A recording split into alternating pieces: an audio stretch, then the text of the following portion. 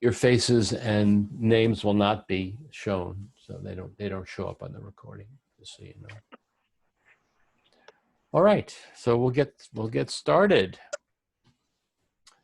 So I'm going to put my mask on. This is a mask that I've been using lately. This is a mask called where's the info? Here it is. It's called Pure Mask. I got this on the internet. It was a little expensive, but they are very, very, very, very, very light, like paper light, and they really they're a nano fiber, and they filter down to 0.1 micron, so they take care of the virus. They have a nose piece, so they fit tight around. So that's the mask that I'm wearing these days. There are stuff on the market. Somebody asked me the question before. I'll just show you this one here real quickly.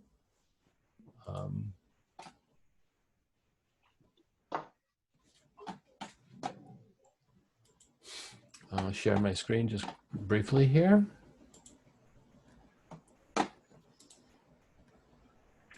And so this is the one I recently purchased. These are a little pricey. The cheapest one model you can buy is $49. But obviously you can see right through them, and they are approved by the FDA. They have raised $4 million already.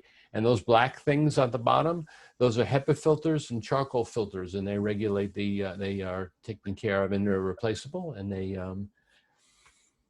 do the job down to N99. And so they're clear and they're UV protected, and they wrap around the back of the head, and you know, we keep redesigning them so we get the best out of it. Okay, so that's called the leaf mask if you're interested in that. So for me, wearing a mask, the thing that, and from a breathing perspective, that any kind of repression of feelings is a repression of breath. So in other words, if we have some feelings about wearing a mask or what's happening in COVID, and we kind of put it into denial and kind of push it away, well, the only way we can do that in limiting our feelings to rise to the surface is to contract our body to limit the arising of feelings. So if we have any fear around putting on the mask or what's happening in there, that is going to change our breathing rate. Our breathing rate will always change based on the context of our emotional body and our thinking and what's going on outside of us. So it's important for me to recognize that when I put on a mask, I'm going into a transition. I'm going into a transition that brings up a lot of feelings for me. And the positive side of this is that I feel like I am being protected. The air can be dangerous out there. So I'm grateful to be able to do something that allows me to protect myself from what's going on around me. And but I do go through a lot of changes when I wear a mask, in terms of being cautious, being a little frightened about what's going on and what's possibility that, you know, that if I caught it, I could die. And so I'm asking you, if you put on your mask now, to just recognize, just mark that you are going through a transition. Worth noting that. And whatever that may be for you, and if you want to speak to it, then feel free to do that. I'm doing other stuff, babe. I'm trying to take care of some business. Who's that? Okay, I'll put everybody on mute so we don't have any background. So if you want to speak, you can mute yourself, unmute yourself, so you don't have as much background noise.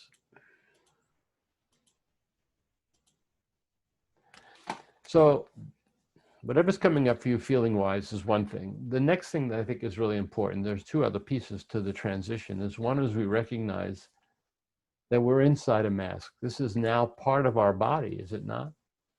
So we are now having to kind of reorganize ourselves and let our nervous system adapt to the reality that there is something on our face, and it is tracking the feeling of the mask. And so that's in our awareness right off the bat. Can't help it, the nervous system is going to do that. It will adapt after a while, like it does with our clothing, that we don't have, we don't recognize that we have clothing on most of the time. So I have to give myself a chance to let that adaptability take place. The next big piece is that we have to recognize that the air that we're looking for, when we don't have a mask on, we know that the air is all around us, right? But as soon as we put on that mask, we know we don't have as much access to here, that really what we're looking for is we're looking for the air inside the mask. And so if we make that shift to recognizing we're breathing the air that's inside, you may notice that your attention to where the air is coming from increases. And there's a limitation of how much I can take at one particular time. And so while we're doing that, the second most important thing here is that we are using our nose for breathing while we're inside the mask and any other time. Nose is for breathing, the mouth is for eating. Give ourselves a much better chance to filter, to condition the air. And so just notice what that shift does when you recognize, when you put your attention to the air space inside the mask and breathe with and breathe with the idea that the air we're getting is inside the mask. And yes, it's being filtered through, but it's coming through slower. It's not as easily as available. There is a finite amount of air that we're moving with. And see if that changes how you're breathing. Does it slow you down? Which I would say it probably does. You can shake your head yes or no, since we're wearing a mask. Yeah, it slows you down a little bit. And so imagine, this is another important piece here, of course. Imagine trying to move through your day in your whatever you're doing, in your work, in your activity, in your social engagement, and walking your dog, that you're moving your activity level at the pace of how much air you can take in that moment. So life slows down if you work at the pace of breath. Now, unfortunately, the culture hasn't caught up with that idea. It probably has still the same demands, especially in the workplace, for people to move quickly and to do their business. So as soon as you start moving quickly, your breathing rate's going to increase, and it may feel harder to get more air, and heat, and the mask may heat up.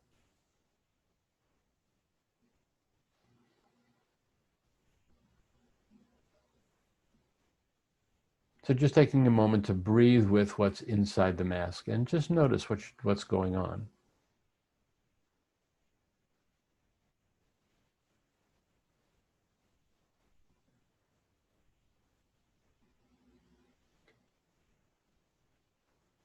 So air that comes into our body gets conditioned to body temperature air. So when we breathe out,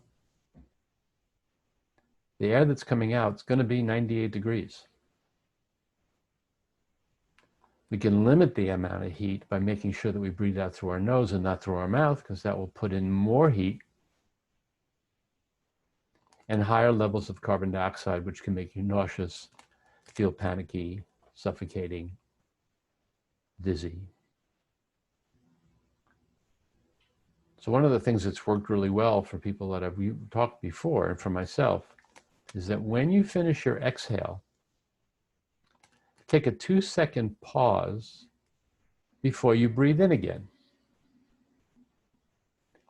And watch what happens to the heat in the mask when you pause for 2 seconds.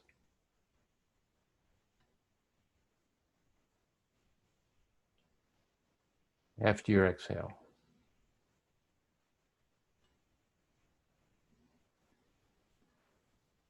Can you feel that heat dissipate?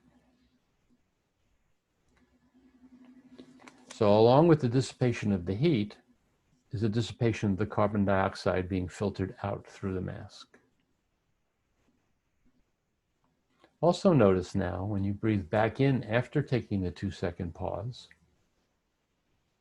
and this is a condition that the air around you is not hotter than 98 degrees, that there is a sense of coolness that now can be provided once the heat is dissipated in the flow through the mask in the inhale.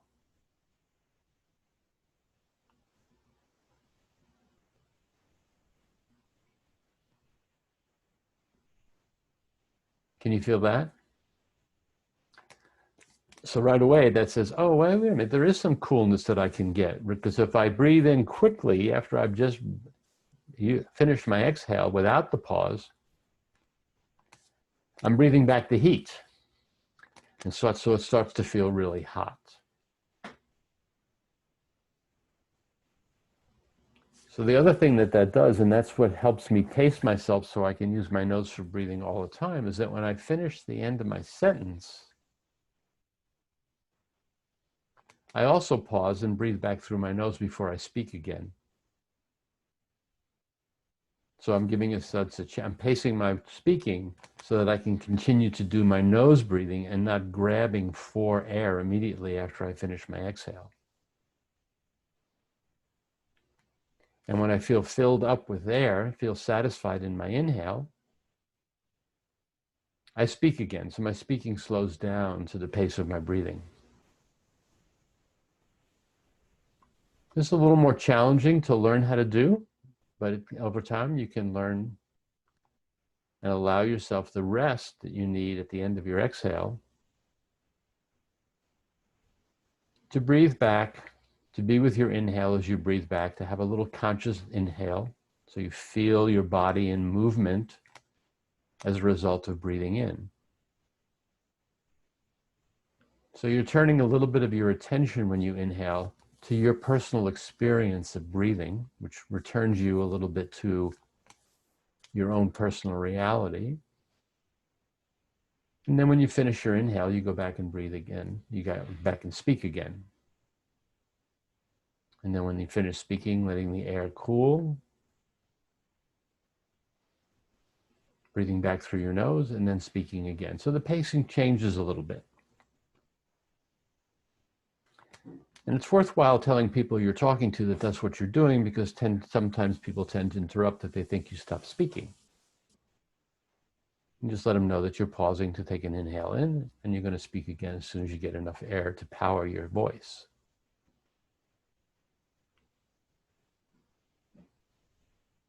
So it changes the pace of the conversation, like I said. But it keeps me quiet inside of myself that way, because I'm not grabbing and trying to keep up a pace that I think does not work for my breathing.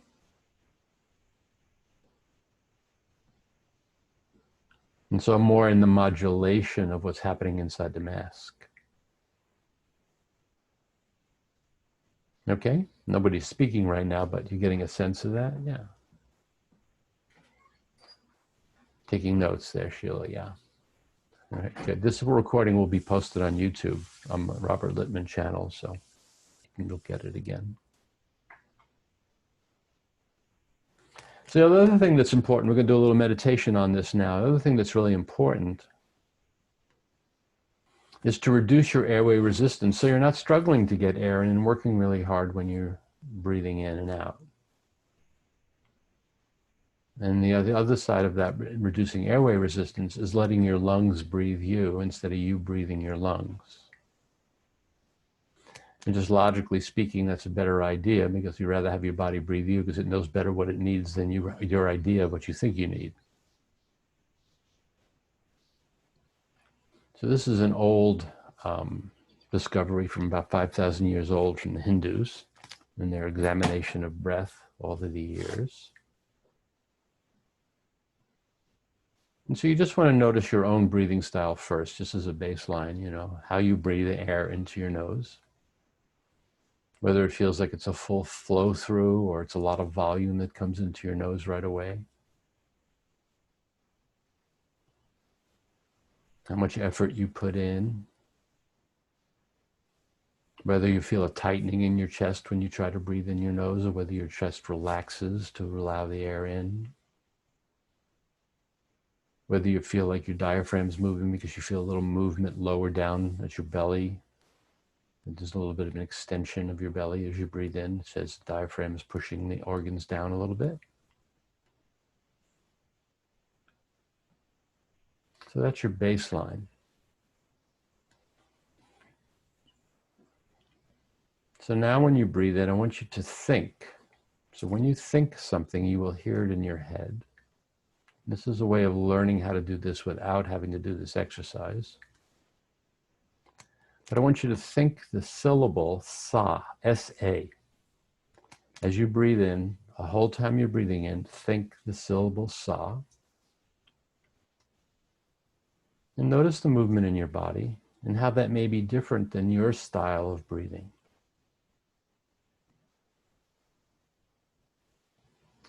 And so things we're looking for is less effort, that it feels more like the lungs are expanding from the inside, and that air is traveling through the nose much more easily, and perhaps with a little more lightness and gentleness.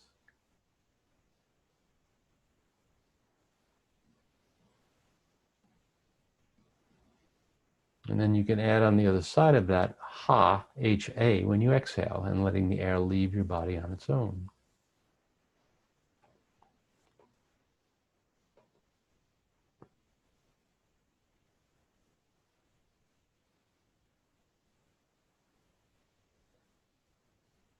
And it's really good, I think, to put your hand on your chest when you're doing sa, to feel how your chest actually opens, which really allows you to have capacity for your breathing. Because if you go back to your old way and try to take a big breath by doing a very effortful inhale through your nose, you'll probably notice that your chest tightens. Well, that's counterproductive, right? You're trying to get a bigger breath, and yet you're tightening your chest so the lungs can't expand. But when you go back to sa, you may feel this opening, and you may feel it in 360 degrees, that there's opening in the back, and there's opening at the bottom, and opening at the sides.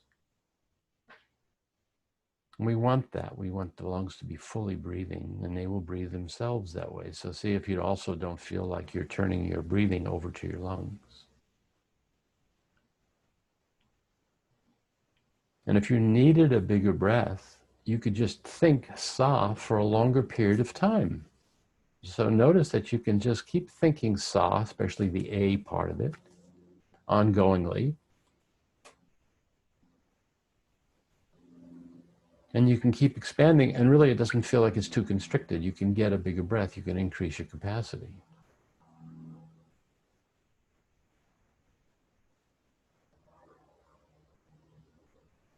But you also want to register really what feels, when your lungs feel satisfied.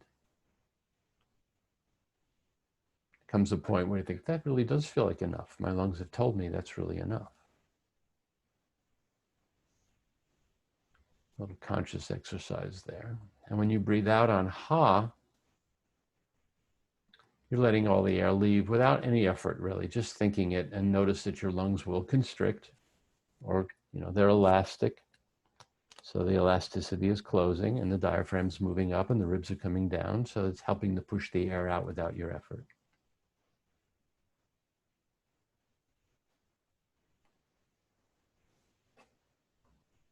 So to increase the potential for reducing airway resistance, when we breathe out, we are a little less buoyant, which means that we can become a little more conscious of the weight of ourselves. And that's an increasing awareness as we lose the buoyancy. And our body is actually moving towards the earth. See if that's not true for you when you exhale. There's a descent that goes on, which is the opposite of the ascent when you breathe in, or the levity.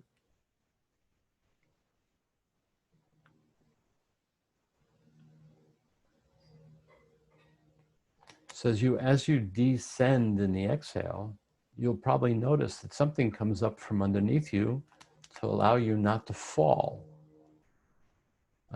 through the center of the earth.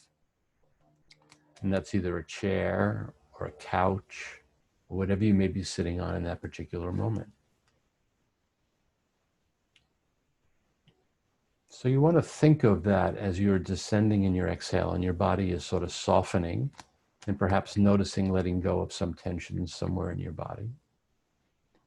You want to think of that earth support as represented by the chair or the couch as offering you support. you're receiving support from the earth. Just like the dogs and the cats lie on the ground, you come by with a shovel and pick them up. They just really release all their tension to let the earth hold them and relax on the earth. So we're asking you to do the same thing here. Just noticing how the body, when it receives support, can let go of some tensions and you can feel a little more relaxed or a little softened. So the idea on the inhale, when you breathe in with sa, is to keep a little bit of awareness on the support. So that you could say, I'm breathing from support, from being supported, or I'm breathing from where my body landed in the exhale and it's resting there on the support. So as I breathe in, I'm breathing from support and rest. And see if the breath doesn't feel like it originates a little lower down, maybe down to the lower belly, when you actually are keeping awareness of support.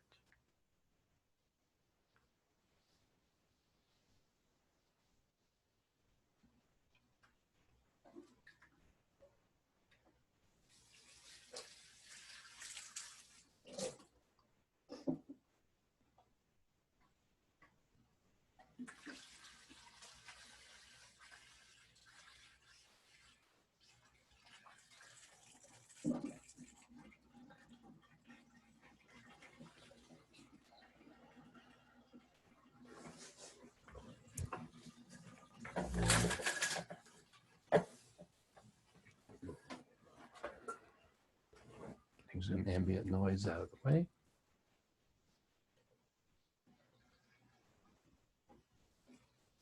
And so what is it like to breathe from support? Can you slow your breathing down? Does it slow your breathing down automatically? And feel like this is a good place to be able to kind of, if I had any movement to make or anything to do right now, if I breathe from this settled place, that I can breathe with harmony of my breathing rate, and rather than trying to start, get it to go faster and feel hotter. And of course, we're all sitting now, so that's an advantage.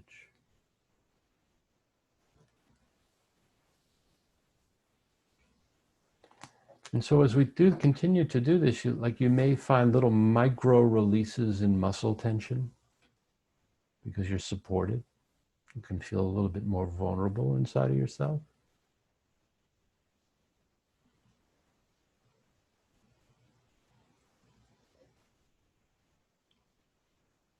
And so when you do this as a practice every once in a while, just to get used to this saha and learning how to actually allow your body to breathe you without even having to think sa. And you notice that your body releases tensions in the same way each time, you begin to understand your tensional patterns. So when you get in this position, you can immediately just say, oh yeah, I need to soften my shoulders because that's always a place where I hold a little tension.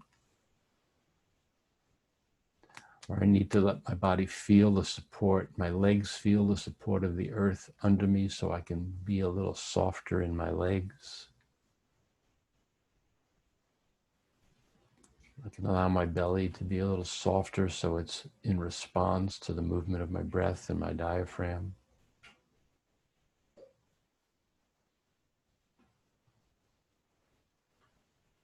And this becomes a reference point of where you can settle inside of yourself. So even if you get busy out in the world and you start to feel yourself struggling, you can take a minute and say, wait a minute, where's gravity supporting me?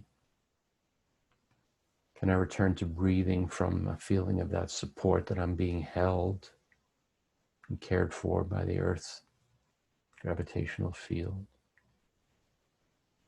And then every time I release a little tension, I notice that actually the inhale gets a little easier. Because that tension was blocking the ease of my breathing and causing more constriction and less capacity. And you can continue to increase your awareness of all of this because breath follows awareness. So if you don't feel a lot of breath moving in your back, for instance, because that's one of the places that there's more lung than there is in the front. It's better to look for air in the back. Just think about your back body when you breathe in. Keep your back body in your awareness. And as you breathe in, do you notice that there's actually movement now in the back?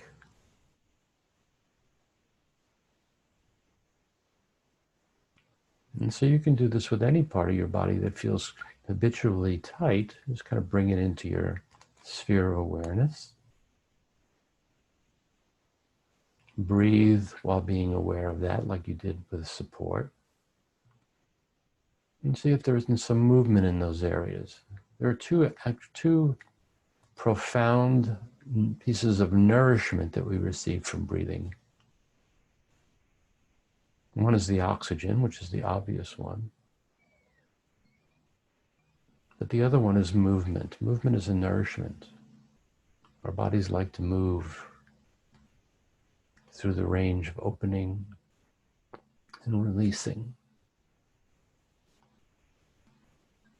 So any place we may feel we need movement in a gentle way, we can bring that place into our awareness and then just breathe with that awareness. And we may feel touched by movement.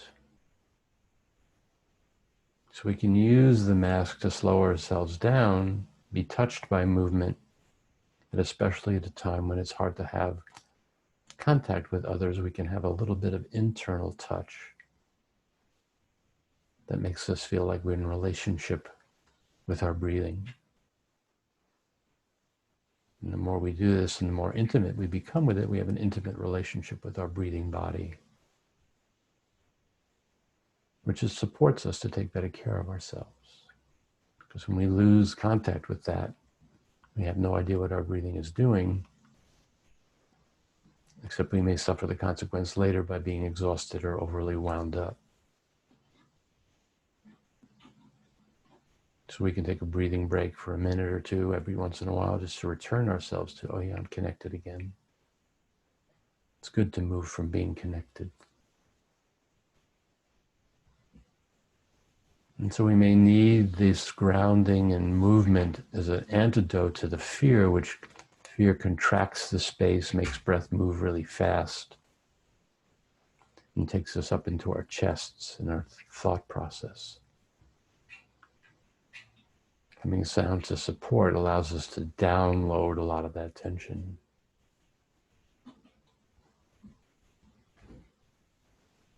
So the practicing and doing this helps us be able to return to it much more quickly when we need it.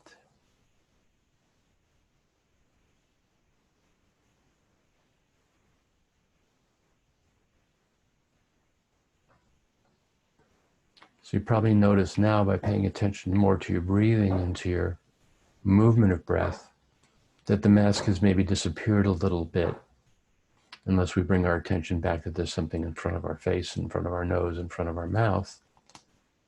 The nervous system kind of adapted to its presence.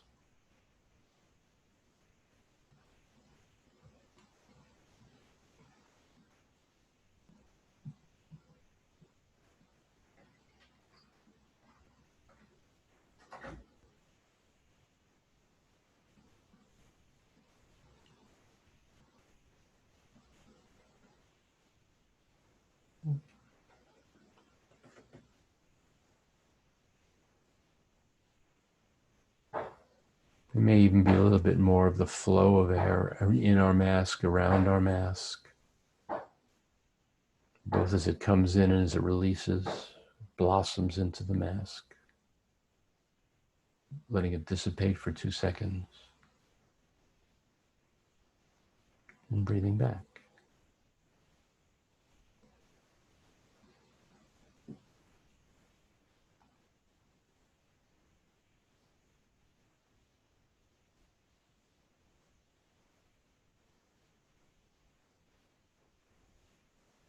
It's important that we take care in this way because we know that we're going to be wearing masks for a while yet.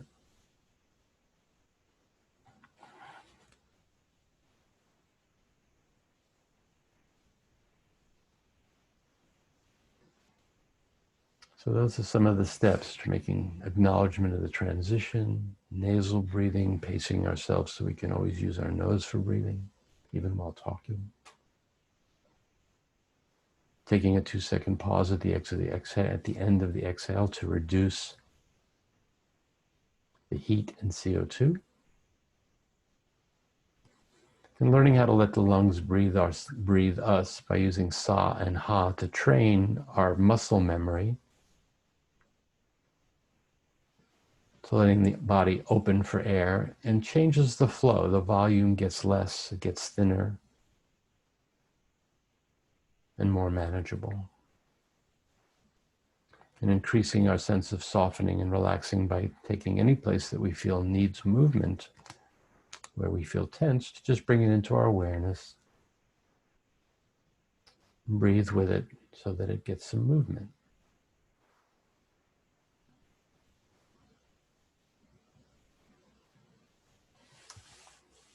Okay, so just checking in with you now. I'm going to take my mask off. Just want to see how we're all doing here. See if we have some questions and anything we can refine in the conversation.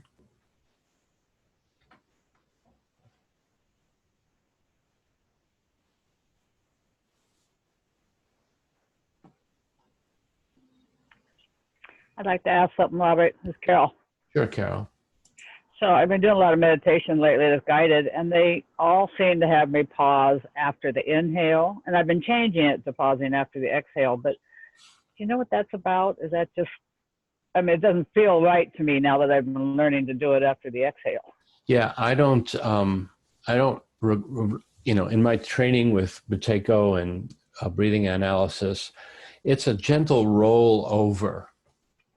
You know, it's a gentle roll over from the inhale to the exhale. The pause, the natural pause in breathing comes at the end of the exhale. It's and pausing at the top of the inhale is an artificial manipulation that you'd have to ask the people who are teaching you why they're asking you to do that manipulation of the breath. It's not the normal cycle of a breath. Okay. All right. Thank You know, you. I know that in the box breathing, some of the rationalization for it is to keep the lungs expanded so the alveoli are getting a good stretch. And that may be useful for some people who have emphysema or COPD or asthma already pretty much have overstretched alveoli. So you have to be careful about continuing to do that stretching for no need, but it's not a natural flow, and we want to allow the natural flow. Okay, great. Thank you. Mm-hmm. Mm-hmm. Any other questions? Yes, Penelope. You're going to unmute, right? Mute. There you go. Yeah, okay. Yeah, I had a question about, I want to go back to teaching in-person workshops eventually, but with a mask. And so my concern right now is going to be the talking. Do I have to up my volume, do you think, for clarity? You sounded incredibly clear, but I don't know. That's obviously with a lot of practice. That's going to be my major concern, is talking a lot and wearing a mask as I teach. Well, one of the things that makes me clear is I have a microphone right here. So the microphone's right below my mouth. So, you know, if you were teaching a lot, you could get yourself a lavalier mic with a little speaker. Okay. I have a teacher who does that. She carries it with her wherever she goes. And so she doesn't have to raise her voice at all, because you're right. I mean, first of all, if you start raising your voice, you're spreading more if you happen to have the virus. And I was reading in the article from The Atlantic today, and they said, if you have a room full of people and a person teaching and you only have one mask, it's the teacher that needs the mask, not the people who are doing the listening, because you're the one who's doing the spreading. So you may have to just ask. That's one of the reasons that I really like this one. I was wearing this one for a while. And so this one, actually, you can see I'm a little more muffled right now, but this one is paper thin, and it's an N99. And so it really does allow me to not have to change my voice so much. That's great. And you bought that online? You just I did. They were a little expensive. They were $45 for 10. They come individually wrapped, and it's pure MSK. It's a nano N99 mask. Okay, thank you. Mhm. Robert, I have a question about mask breathing and fogging of glasses. Yeah, no, I watched Linda. Linda, you didn't have that problem, did you, with them fogging? Because she had it right way up underneath the glasses, and the glasses were over it, didn't you? So it depends on how it depends on, first of all, the nose clip, Jerry, is what's important to keep the mask from fogging. And see if that helps and get those glasses over that. And some people use anti-fog. It does. It does, yeah. Mm-hmm. Yeah, an anti-fog spray if you need it. You can put that on there too, on your glasses. They sell that. But yeah, the thing that I find the most disturbing about wearing a mask is my relationship. Whoops, I gotta bring somebody in here. My relationship to the space underneath me, down here. Like I can't see over the mask. So I have to be really careful about my walking when I'm wearing a mask because the depth of field so changes and it's disorienting underneath me. But good, so that solves that problem for you, Jerry. Great. Any other questions? And you can report on how that was for you. I'd like to know whether or not that felt useful to you. I mean, I know it's useful, but how you found being able to turn the breathing, especially over to your lungs. I find that to be the most important part, especially when I'm feeling a little out of sorts. Having the skill to really let my body breathe me.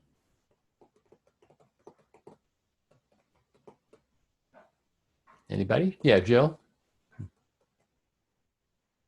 Yeah, I found it very relaxing what you told us to do. It was great, a wonderful feeling. I, though, too, am troubled with feeling secure walking. I feel a little out of balance somehow. Yeah. Maybe it's from not seeing down. It's odd. I just feel a little thrown off balance. Yeah, I think it is odd. I mean, I'm pretty careful about wearing my mask in public places, but when I'm out walking my dog, I don't wear them because I don't come in contact with anybody. So I don't want to add that difficulty. Yeah. Yeah. Okay. And you know, the thing, it's an interesting thing you say about feeling relaxed because it's almost a political action to live life from relaxed. I think that's what the virus is trying to tell people. Slow down. What you've been doing is really not working. Slow it down. And if we lived all from a relaxed place, yeah, we have different perceptions and maybe take care of ourselves a little bit better. Hard to do, but that's how I try to live my day, is just staying in a relaxed body and breathing from relaxed. And knowing the difference, really being able to distinguish the difference between the two so that when I do get a little wound up, I go, wait a minute, and return. So here's a story that I like to tell that I got from Ram Dass in one of his books. There was a 92-year-old, Carol, you've heard this, a 92-year-old Aikido master who never could lose. The students always could never beat him. So they decided they were going to wait for him in the bathroom in the middle of the night when he gets up to go to the bathroom. So he's standing at the urinal and they all jump him, come out of the stalls and they all jump him. And of course he beats them all. And so the parable goes, they go, Master, Master, how is it that you're always on center? He says, no, I'm not always on center. I just know how to get there really quickly. And so that's the same thing here. When I'm feeling like my breathing is getting away from me, when I practice and have skill, there I am, one breath back, letting my body soften into the support of gravity, letting my body breathe me, and then feel back to being relaxed and then centered again for my activity. So that's why the practice is a useful thing to do. Practice, practice, practice, right? Just like your mommy told you.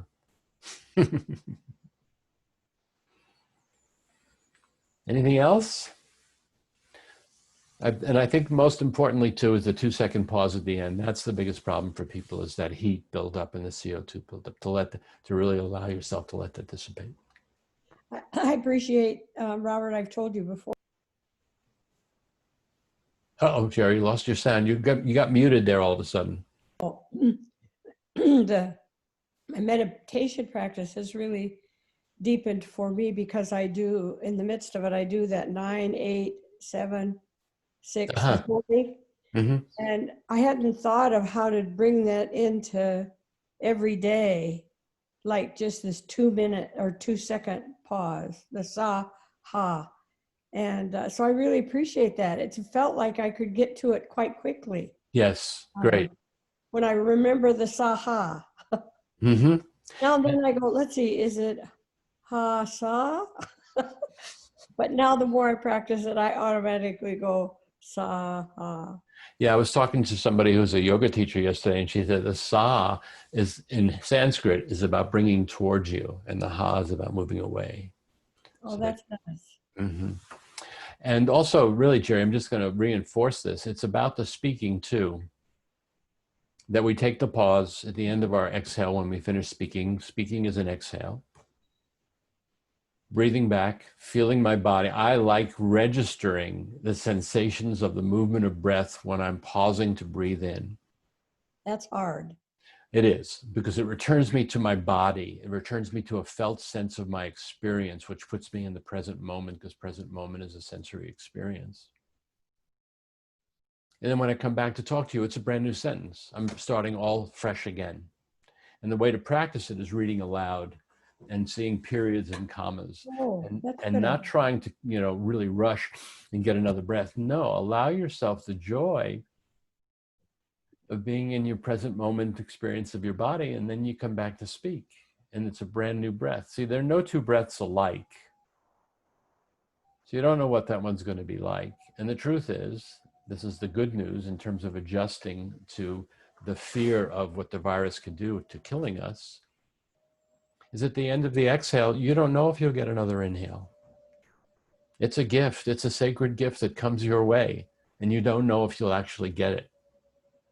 So every breath is a cycle, is a fractal of the life and death of your whole lifespan, because you come in breathing in and you go out breathing out. So, and when you be grateful for the next breath, go, oh, whoa, here I am again. Wow. Now I can have a conversation with you. I'm fully engaged and created and manifest in my personal reality at this moment. And now I can talk to you. Because without it, there is no life. So giving it that kind of honor. And I think, I do have a bit of a politic around it, giving it that kind of respect. If we all did that, we'd probably be less tolerant of allowing pollution and, ways that our last resource has had some hope of being clean, especially now since the virus is here, that we'll be able to breathe. We've already lost the soil and we already lost the water. We don't want to lose the air, and virus is really just another pollutant that's in the air right now. And part of the reason it got so dense in some of the places where it was so polluted is because it attached to the pollutants and hung out in the air for a lot longer. Not so much, that's the case now in some of these rural areas, but originally.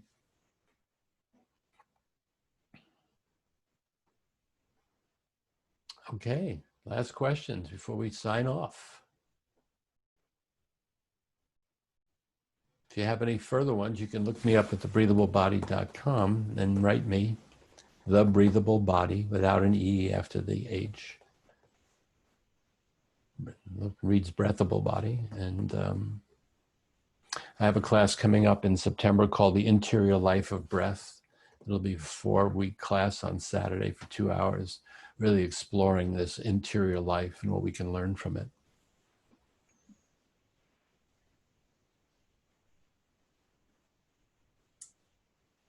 Thank you, Robert, for the clarity and simplicity of what you offered. From the moment that I did the 2-second pause, that bloody heat truly dissipated, and also the saha is so simple and works so well. So thank you. You're welcome, Linda. Glad to Yeah. share it. Happy to share it. Thank you. All right, everybody. Have a great Sunday. Breathe well. Be well. Thank you, Robert. All right. Thank Bye. you, Robert. Yeah, Thank you. sure. Adios. Bye, Lise.